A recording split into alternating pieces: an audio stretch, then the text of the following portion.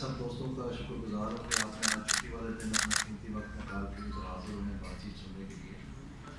آج جو موضوع ہے وہ حال ہی میں یہ جو اگریمنٹ ہوا ہے جوائنٹ عوامی ایکشن کمیٹی اور حکومتی نمائندگان کے درمیان، اس میں ہمیں ایک طرف تو بتایا جا رہا ہے کہ یہ مبارکباد کے لائق ہے، لیکن ہم جو زمینی حقائق روزمرہ نپٹا رہے ہیں ہمیں کچھ سمجھداری میں بہت زیادہ تکلیف ہو رہی ہے کہ یہ مبارکباد کا کس طرح سے مستحق ہے. اس حصے میں یہ آپ کو بتانا چاہتا ہوں کہ میرا حلقہ NA-75 جو ابھی اس کا نمبر ہے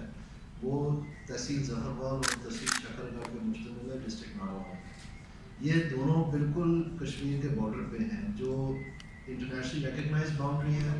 ورکنگ باؤنڈری ہے اور LOC ہے. یہ تینوں جو ہے میرے حلقے کو لگتے ہیں. اور 1947 میں جب وہاں پر جینوسائڈ ہوا، رائٹنگ ہوئی، تو بہت ساری آبادی جو ہے وہ کشمیریوں کی آ کر ہمارے علاقے میں سیٹل ہو گئی. ہم مقامی تھے وہاں پہ، اور ہم نے اپنی زندگی میں دیکھا ہے، میرے والد نے اور میں نے اپنی زندگی میں دیکھا ہے، کیونکہ میں 1991 میں پہلی دفعہ الیکشن لڑا، اس بات کو بھی اب 32-33 سال ہو گئے، کہ جس قدر یہ ہمارے کشمیری بھائیوں کے ساتھ، ریفیوجیز کے ساتھ ایک سلوک ہوتا رہا ہے وہاں پر. انسانی حقوق تو نہ ہونا ایک معمولی بات ہے. آپ یہ سمجھیں کہ ان کی روزمرہ کی زندگی اجیرن تھی، اور میرے والد صاحب نے اپنی تمام عمر جو ہے ایک وکیل کی حیثیت سے اور ایک سیاستدان کی حیثیت سے ان کی وکالت بھی کی ہے، ان کو پناہ بھی دینے کی کوشش کی ہے اور ان کی شناخت کو بھی سامنے لانے کی کوشش کی ہے. سو ہم بہت اچھی طرح جانتے ہیں کہ وہاں پر ریفیوجی ہونا کیا معنی رکھتا تھا اور کس طرح سے ان کو تھرڈ ریٹ سٹیزنز کی طرح سلوک کیا جاتا تھا، زمینوں کے حوالے سے، ان کی فیملیز کے حوالے سے، ان کے رہن بہن سہن کے حوالے سے، ان کے روزمرہ کے کام کاج کے حوالے سے، ان کے کاروبار کے حوالے سے، یہاں تک کہ ان کو بالکل ایک آپ سمجھ لیں اچھوت قسم کا ان کے ساتھ سلوک ہوتا تھا. اور اس جدوجہد میں میرے والد صاحب نے رفتہ رفتہ 1970 کے سال میں یہ کامیابی سے حاصل کروا دیا کہ ان لوگوں کو جو ریفیوجیز تھے پہلی مرتبہ ان کو پاکستان میں ووٹ دینے کا حق ملا، یعنی پاکستان کے جنرل الیکشن میں، پاکستان کے MP اور MNAs کے لیے. تو یہ اس وقت مارشل لا کا دور تھا اور بڑا مشکل کام تھا، کوئی سننے والا تو تھا ہی نہیں، لیکن رفتہ رفتہ محنت کرتے کرتے اس منزل تک پہنچ گئے. اور یہ لوگ جو ہیں پہلی مرتبہ ان کو یہ شناخت ملنے سے ان کی عزت میں اضافہ ہونا شروع ہوا، ان کو تھوڑا بہت لوگ پہچاننے شروع ہوئے، کیونکہ جو پولیٹیکل فورسز تھیں ان ساروں کو اب وہ ووٹ تو کیونکہ تعداد میں بہت زیادہ، تو ان پولنگ اسٹیشن میں جہاں پر ان کی تعداد تھی وہ حاصل کرنے کے لیے ان کے ساتھ ایک سلوک نیا چلنے لگا. اور رفتہ رفتہ سالہ سال ہم نے وہ زخم پھوڑ کر لیے ہیں یہاں اب تک. اور یہ جو ابھی صورتحال سامنے آئی ہے، اس میں وہ راز ہے یا وہ جراثیم ہے کہ وہ زخم کہیں دوبارہ نہ پھوٹ پڑے، کیونکہ جو مقامیوں نے ان کے ساتھ سلوک کیا ہمارے دلوں میں، ہمارے دماغ میں ابھی تک وہ سارا ایک ایک لمحہ زندہ ہے. اور ایک فیملی کے طور پر، پولیٹیکل موومنٹ کے طور پر ہم نے ان کی پناہ کے لیے ایڑی چوٹی کا زور لگایا، ان کی شناخت کو برقرار رکھنے کے لیے، ان کو سہولتیں دینے کے لیے، ان کو پناہ دینے کے لیے. تو میں سمجھتا ہوں کہ اس تناظر میں آج کی یہ پریس کانفرنس ہے. میں آپ سوچ رہے ہوں گے کہ کشمیر کے لیے میں کیوں آ کے بیٹھا ہوں. جب میں 1997 میں آزاد الیکٹ ہو کے گیا، اس وقت PMLN کا فلڈ تھا، 2 تہیا اکثریت ملی تھی، تو انہی لوگوں نے، یہ میرے حلقے کے لوگوں نے مجھے الیکٹ کر کے بھیجا تھا. تو آج میں آپ کے سامنے بہت تکلیف میں آیا ہوں،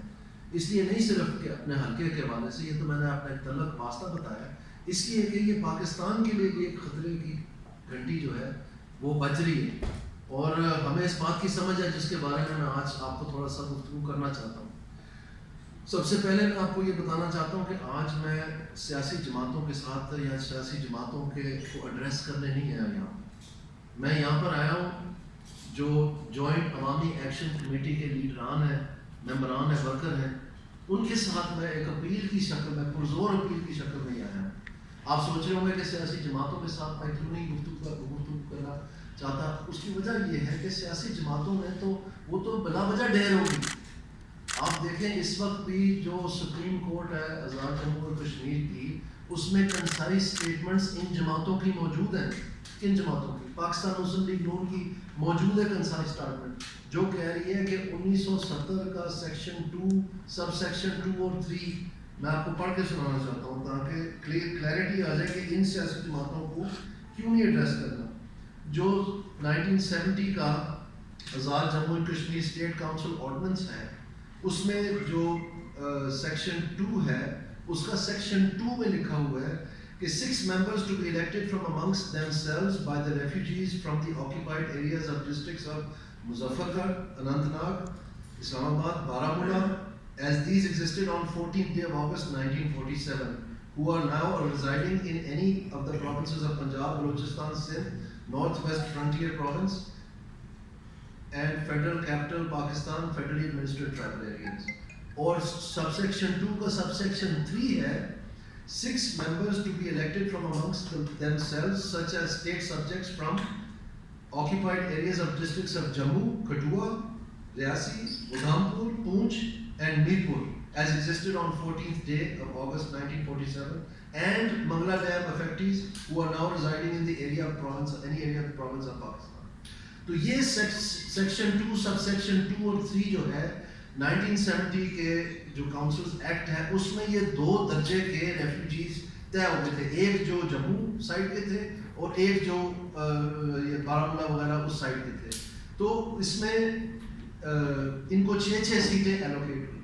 تو کنسائز اسٹیٹمنٹ سپریم کورٹ میں موجود ہے پاکستان مسلم لیگ نون کی, جس میں انہوں نے کہا ہے کہ وہ سمجھتے ہیں کہ یہ جو سب سیکشن 2 اور 3 ہے یہ بالکل درست ہے, آئینی, اور اس کو قائم رہنا چاہیے. یہی اسٹیٹمنٹ پیپلز پارٹی کی 2 مختلف شاخوں نے کنسائز اسٹیٹمنٹ دی ہے, اور بہت ساری جماعتیں ہیں, لیکن میں ان کا ذکر اس لیے کر رہا ہوں کہ وہ نیگوشیٹ کر رہے تھے. پی ٹی آئی کی تو میں اس لیے بات نہیں کر رہا بالکل بھی, کیونکہ پی ٹی آئی تو اس وقت وجود میں ہی نہیں تھی, وہ تو اس ڈسپیوٹ کا پارٹی ہی نہیں رہی. اور اس کے ساتھ ساتھ جو انہوں نے ابھی ان کے نیازی صاحب ہیں جو ایکس پی ایم ہیں پی ٹی آئی کے, انہوں نے ایک بیان دیا ہے جس میں وہ کہتے ہیں کہ ان کا پارٹی کا یونینیمس فیصلہ ہے, متفقہ رائے ہے کہ جو بھی جوائنٹ عوامی ایکشن کمیٹی کی قرارداد ہے ان کو وہ 100% حمایت کرتے ہیں. یعنی انہوں نے تو آنن فانن یہ کہہ دیا کہ یہ سیٹیں ساری ختم کر دیں. اور جو ابھی معاہدہ سامنے آیا ہے وہ میں آپ کو پڑھ کے سنانا چاہتا ہوں, جو اس کے متعلقہ شک ہے, شک نمبر 12 ہے وہ, اور اس میں لکھا یہ ہے کہ a high powered committee constituting legal and constitutional experts will deliberate on the issue of members of AJK assembly other than AJK constituencies. یعنی یہ جو ریفیوجی والے سیٹیں ہیں ان کے بارے میں یہ ڈیلیبریٹ کرے گی. اور the committee shall comprise 2 legal expert ہوں گے اے جے کے گورنمنٹ کے, گورنمنٹ آف پاکستان کے, اور joint action Awami action committee کے. Till the final submission of the report, اس کمیٹی کی فائنل رپورٹ تک جو provision, concession, allocation of fund, status of ministries under existing arrangements will be held in abeyance. یعنی جتنی بھی ان کی وزارتیں ہیں, جتنے بھی ان کی فنڈز ہیں, کنسیشنز ہیں, وہ سارے کے سارے معطل کر دیے گئے اس معاہدے کے تحت. یہ وہ والا صفحہ ہے جس پہ ساروں کے دستخط ہیں. اب ظاہری بات ہے اس سے یہ تاثر ہمیں حاصل ہوتا ہے کہ انہوں نے بنیادی طور پر جو لاجک ہے یا جو اس کی سوچ ہے وہ انہوں نے ایکسیپٹ کر لی ہے, اور انہوں نے ان کو جو ہے سنے بغیر پوری دنیا میں جو بنیادی اصول ہے کسی بھی پروسیس کا, وہ یہ ہے کہ کسی بھی کو آپ انہرڈ کنڈیم نہیں, کسی کو سنے بغیر آپ کنڈیم نہیں کر سکتے, اس کے خلاف فیصلہ نہیں کر سکتے. تو ادھر انہوں نے یہ فیصلہ کر دیا ہے بغیر کسی کو سنے, بغیر کسی کو بتائے, ان کو ایک قسم کا معطل کر دی. اور یہ جو نون لیگ اور پیپلز پارٹی کی جو کنسائز اسٹیٹمنٹس آن ریکارڈ ہے سپریم کورٹ میں, اس میں انہوں نے یہ بتایا کہ جی ہم اس چیز کے حق میں ہے کہ یہ سیٹیں ہونی چاہیے, لیکن وہاں اللہ جانے کیوں, کس خوف سے, کس ڈر سے وہ ڈھیر ہو گئے, اور ہمیں کسی قسم کا انہوں نے کوئی وجوہات بھی نہیں بتائی, کوئی کسی قسم کا بیان نہیں سامنے آیا کہ انہوں نے کیوں یہ شک تسلیم کر لی ہے. کیونکہ باقی جو کشمیر کا معاملہ ہے اس میں ایسا نہیں ہے. میں پی ٹی آئی کی بات کر رہا تھا, آپ کو پتہ ہے 370 جو آئینی شک ہے انڈیا کی وہ ختم کر دی گئی,